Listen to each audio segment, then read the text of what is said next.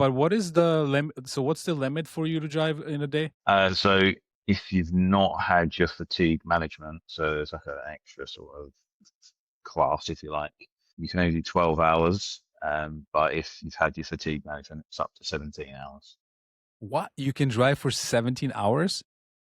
Well, it's work for 17 hours. So Work, yeah. Yeah. yeah, Because here in the US, it's split to 11 and 4. So 11 of driving and 14 of duty status.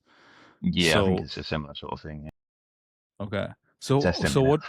Yeah, I know. I mean, I'm just curious. I'm just digging in to see how the rules work because I'm assuming, yeah, because then I think you literally can only. I talked to Trucking with CJ some time ago, and and I completely forget what I think it was 8 hours that there's a limit because here we have the 8, you have to take a 30-minute break, and then you can go up to 11, and then that's it per day. Yeah, so here with the breaks, it's 5 hours, and then you have to have a half an hour break. Well, they say 20 minutes, but they say take half hour to be on the safe side, and yeah, then carry on.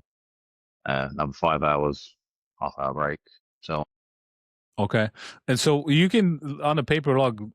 I mean, here it was, it was very relaxed as well, but then you could also pull off a 15-hour, 16-hour driving day because you could just have 2 logbooks. Is this something that you've experienced over there? I'm not asking you if you did if you did that, but do you feel like there is a culture of kind of fudging the driving hours? I think if you're like, it would be hard for me to do that because I'm working for a company that has, as well as the paper log, they also have like a digital thing in the GPS cab. on it, yeah. So they So monitor yeah, it, yeah, right?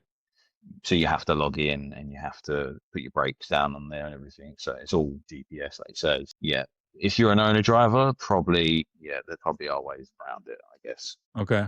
What about the money difference as far as driver pay? So I was looking into it actually before I came on here to what's the difference between the US and Australia. So it's fairly similar when you do the conversion.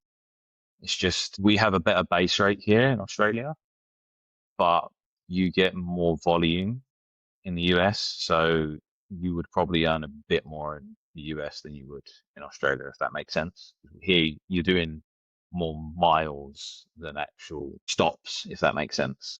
And is it based on mileage? How's the pay? What's the pay based on?